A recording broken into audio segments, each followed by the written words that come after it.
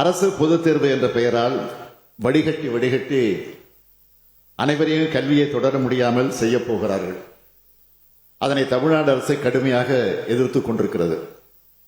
NEET தேர்வு மூலமாக மருத்துவ கனவை சிதைக்கும் காரியத்தை பல ஆண்டுகளாக செய்து வருகிறார்கள். தங்கை அனிதா உள்ளிட்ட எத்தனையோ உயிர்களை நாம் இழந்தோம். ஆனால் ஆண்டுதோறும் ஆள் மாறாட்டம், வினாத்தாள் லீக், மதிப்பெண் குளறுபடி என்று எல்லா முறைகேடும் நடப்பதில் நம்பர் 1 தேர்வாக நீட் தேர்வு இருக்கிறது. இதேபோல பல்கலைக்கழகங்களையும் சிதைக்கும் முயற்சியை ஒன்றிய அரசு தொடங்கிவிட்டது.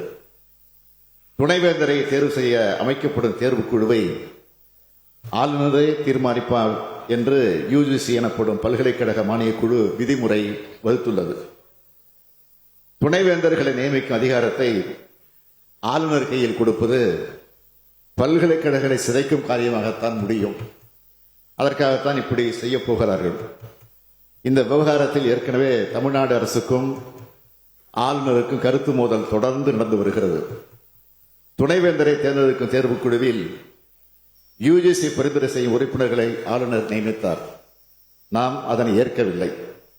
இந்த மோதலுக்கு ஆக்கப்பூர்வமான தீர்வு எட்டப்படாத நிலையில் தன்னிச்சையாக துணைவேந்தர்களை நியமிக்கும் அதிக அதிகாரங்களை ஆளுநர்களுக்கு வழங்குவது சரியுமல்ல, முறையுமல்ல. இவர்களாக ஒரு உத்தரவை போட்டுவிட்டு இதனை அமல்படுத்தாத கல்வி நிறுவனங்கள் யுஜிசி திட்டங்களில் பங்கேற்க முடியாது என்று சொல்வது அநியாயம் அல்லவா?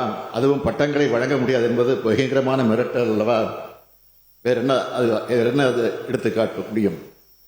மாநில அரசுகள் தங்கள் வளத்தில், பொருளாதார பலத்தில் கட்டிய பல்கலைக்கழகங்கள் அபகரித்துக் கொள்கிற அக்கிரமமான முயற்சியாகவே இதனை கருத வேண்டியிருக்கிறது.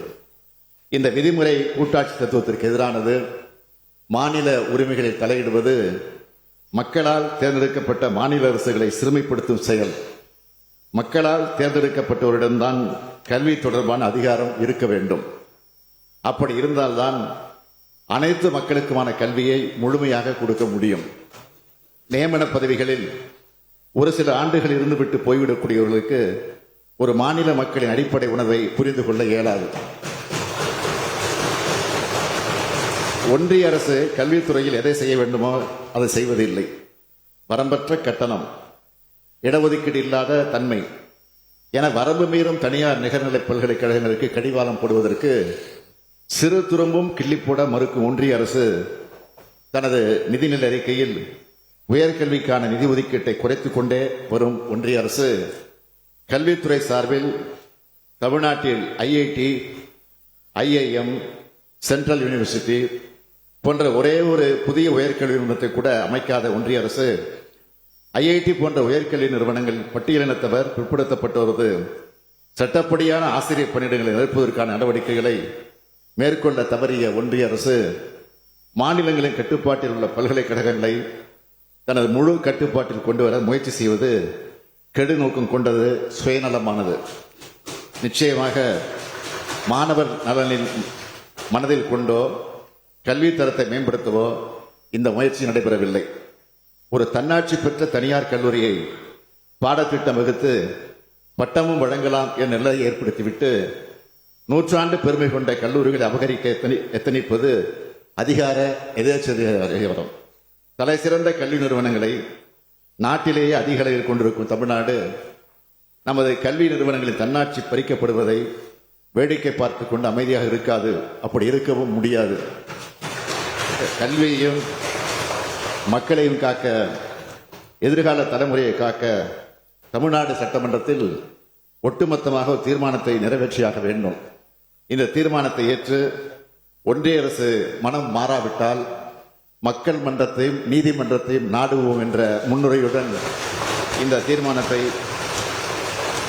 நான் உங்கள் அனுமதியோடு முன்மொழிகிறேன். பல்கலைக்கழகங்களில் துணைவேந்தர்களை நியமிப்பது தொடர்பாக சமீபத்தில் பல்கலைக்கழக நிதி நல்கை குழு வெளியிட்ட வரைவு நெறிமுறைகளை திரும்பப் பெற வேண்டும் என இப்பேரவை கருதுகிறது. அதேபோல் இளங்கலை, முதுகலை பட்ட படிப்புகளில் கற்கை முறைகளுக்கான குறைந்தபட்ச வரவு நெறிமுறைகள் 2024 மற்றும் பல்கலைக்கழகங்கள், கல்லூரிகளில் ஆசிரியர்கள், கல்வி பணியாளர்கள் நியமனம் மற்றும் பதவி உயர்வு குறித்து வெளியிட்ட வரைவு நெறிமுறைகள் 2025 ஆகியன தேசிய கல்விக் கொள்கை 2020 அடிப்படையில் உருவாக்கப்பட்டுள்ளன. பல்கலைக்கழக நிதிநிலை குழுவின் இத்தகைய நடவடிக்கைகள் இந்திய அரசியலமைப்பு சட்டத்தின் அடிப்படை கோட்பாடான கூட்டாட்சி தத்துவத்திற்கு எதிரானது மட்டுமல்ல, தமிழ்நாட்டின் உயர்கல்வி முறைக்கு பாதிப்பை ஏற்படுத்தக்கூடியதாகவும் அமைந்துள்ளது.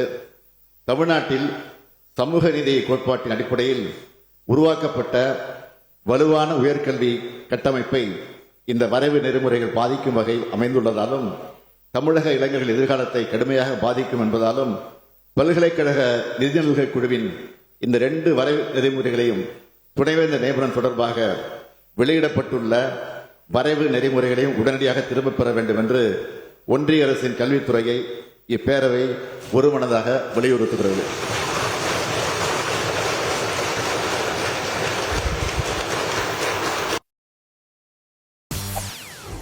செய்திகளை உடனுக்குடன் தெரிந்து கொள்ள உடனே சப்ஸ்கிரைப் பண்ணுங்க.